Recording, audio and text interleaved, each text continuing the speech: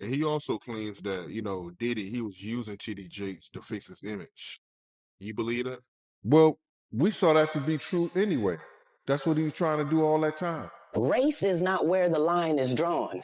It's God's side and the other side. And we don't care nothing about the other side. Now, what time would your party start, let's say? Like 9:30. Really? That early? Yeah. I could make that. Yeah. But I could think of you of starting a party at like midnight. Cat Williams just did what no one in Hollywood had the courage to do. He revealed the 7 individuals who escaped unscathed while Diddy faced the consequences. And now everything 50 Cent cautioned us about is beginning to become clear. All of these big deviants is all catching hell in 2024. It's up for all of them. It don't matter if you Diddy or whoever you is. TG Jakes, any of them. All lies will be exposed. That's all. And anyone who takes that the wrong way, know why they take it the wrong way. Cat spent decades gathering information, observing who acted in unison, who shielded whom, and who consistently managed to come out unscathed when situations went wrong. And that is where the 7 names become relevant. Cat isn't claiming these individuals were minor players. He is asserting they were the real architects. Celebrities with enough power to control narratives, shift responsibility, and discreetly walk away. Because in 30 years, I've done nothing but collect information, knowledge, and your secrets. So if you and a man was in a corner doing something you wasn't supposed to be doing... You will tell it? No, somebody come to tell me. Okay. I gather that. I value that. I'll pay for that. Come, tell me. I know so many things I shouldn't know, and they all know it. The first celebrity on Cat's list, a man who reportedly launched Diddy's career and transformed him into the powerhouse we see today, is Clive Davis. Clive Davis put Sean Combs in position. That's what Clive Davis does. The amount of abuse Janis Joplin suffered when she wanted to leave Clive Davis management. The amount of abuse Whitney Houston suffered when she was ready to write her book. And then all of the abuse she suffered. Most likely because he was victimized by his mentor, Clive Davis. Rumor has it, allegedly, Diddy got on his knees for Clive Davis in 1994. But he got a boss too, and his boss name is Clive Davis. Clive run him. Diddy don't run him. Gene Deal expressed the same view, stating that Clive Davis influenced Diddy and shaped him into a criminal, and what Diddy is displaying is behavior he learned. And that's not my doing. That's not Cassie doing. That's his doing and his learned behavior from the people that mentored him. You got to realize, man, he learned from Andre Harrell. He learned from Russell Simmons. He learned from Clyde Davis. You understand? When those people are telling you that they were heavy into they was heavy into beating women and doing things at that age, at that crazy stage, that's going to make him think that he could get away with the same thing that they was getting away with back then.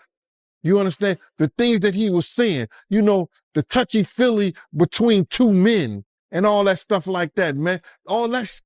He learned that from them dudes. When I told y'all the story, when me and my man went up to Russell Simmons and he had a house and he had a man in bikini drawers in his bedroom, in his bed. You understand? Bruh, this is that he learned. I'm assuming he learned it from them. Let me put that. And I'm not going to say alleged because I saw that for my own self. My man was with me, Slick was with me, and we saw that for our own self.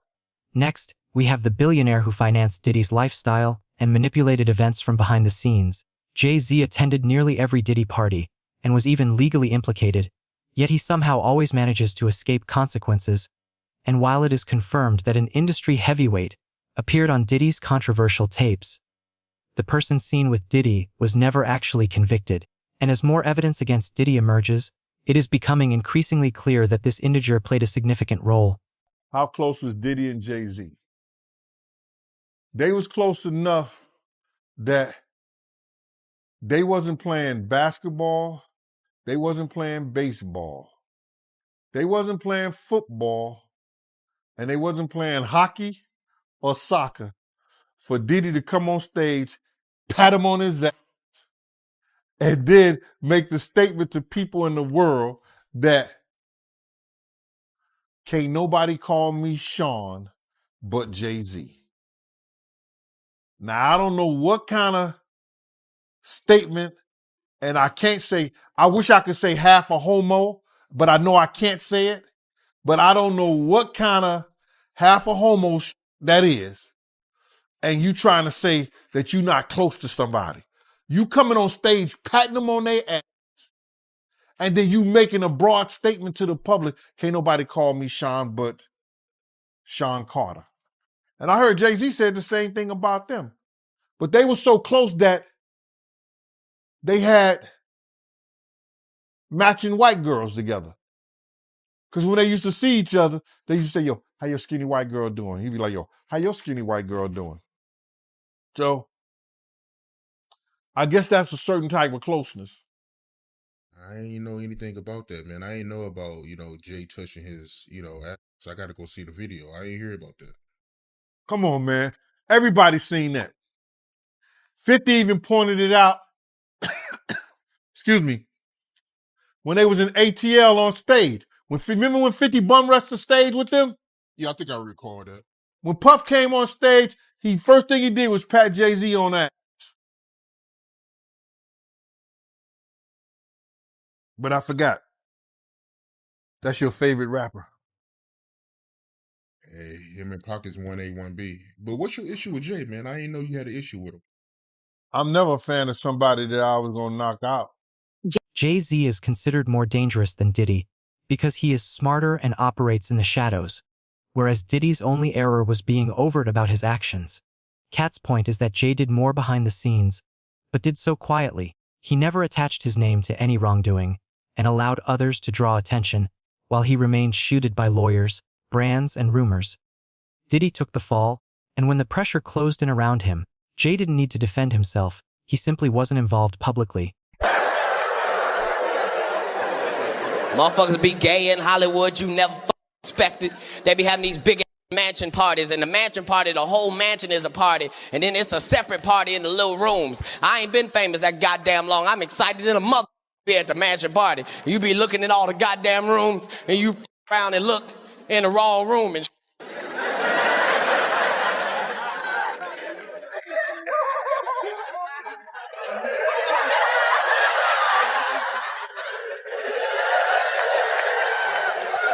Nick, come here. Is that too kissing? Jay-Z also deliberately attempted to sabotage 50 Cent's career. Whenever 50 planned to drop an album, Jay-Z would saturate the market by releasing his own projects simultaneously. He even had an entire team of artists coordinating releases to overshadow 50's work. While Diddy and Jay-Z publicly built their brands around supporting black artists, in reality, they primarily helped each other. Crazy because he hurried up and dropped Beyonce. There's mad rumors. Him and Beyonce dropped the album, so. Yeah, it was f***ed what they did to Nas. Everyone in the industry was aware of this. When someone like 50 Cent operated independently and refused to conform, he became a threat, not due to a lack of talent, but because he couldn't be controlled. Jay-Z resented 50 because he was a type of person Jay could intimidate and manipulate without consequences. I mean, Jay-Z's on a whole nother level. Like, I mean, you know, he's like, but you know what I like about 50? 50's on a whole nother level, but he's still approachable. You still get to meet the people and Jay got to remember the people that made him. You know, I'm not saying I don't got respect. I respect Jay-Z, 50, used to respect, Diddy, but all that crazy. But, I always respected him because I looked at, for New York, those were like the guys. You know what I'm saying? The guys with the most money and the most influence. So with Jay is like, when the last time you haven't seen Jay. So I think people are just going to say that. You know what I'm saying? But for me, I mean, Jay, you got to remember, he didn't want 50 at the Super Bowl. That was crazy. I'm like, wait, Jay didn't want 50 at the Super you Bowl? Know that? Yeah, he didn't want. I remember Eminem pushed for it. That was some hated. Yeah, I remember Eminem was like, I'm not going to do it unless 50 does it. I heard that. Yeah, and but I didn't know that Jay was trying to stop it. I don't think Jay. I don't know. 50 never told me that, but I don't think Jay wanted them there. I don't know. Because of what, some of the back and forth, it's competition. You got to think, 50 always been competition for Jay. Remember, I'm about $1. What the 50 Cent? That was a long time ago. That was what, 9? What was yeah, that? But 9? But after that, they did a song together. Remember yeah, the whole, of course, but 50 was always competition for.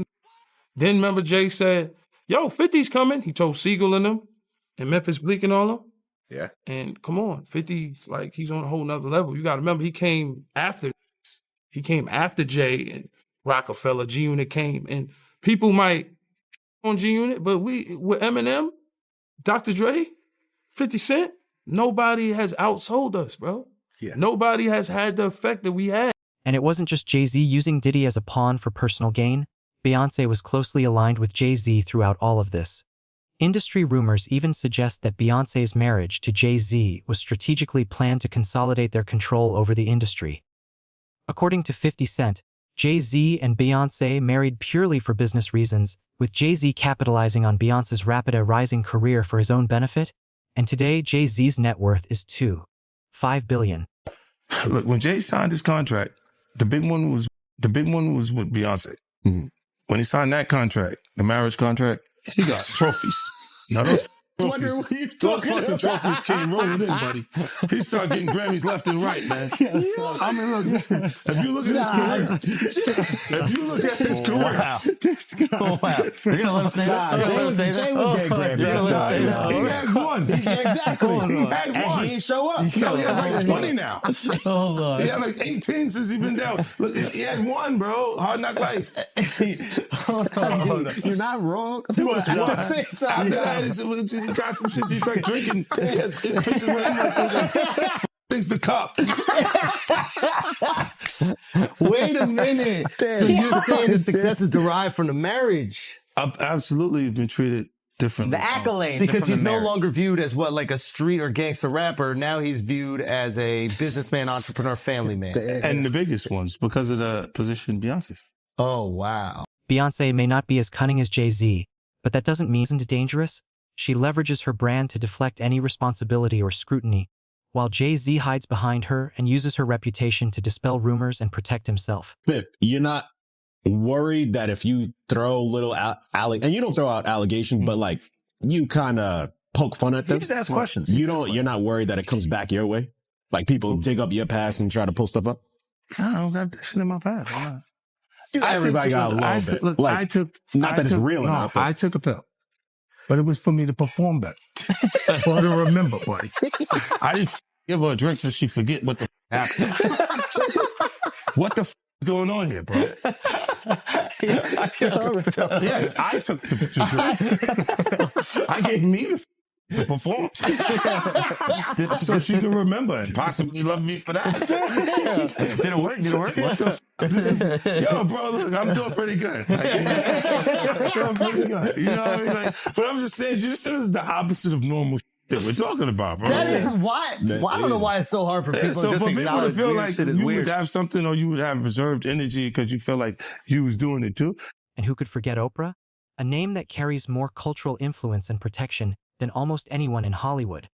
Oprah has consistently been associated with individuals who later became notorious. Harvey Weinstein, Jeffrey Epstein, and Diddy were all close to Oprah. Is it really just a coincidence that she is always linked to controversial figures yet never implicated herself? Oprah has employed this same strategy multiple times, befriending individuals with scandalous behavior and then attempting to distance herself once their actions are exposed.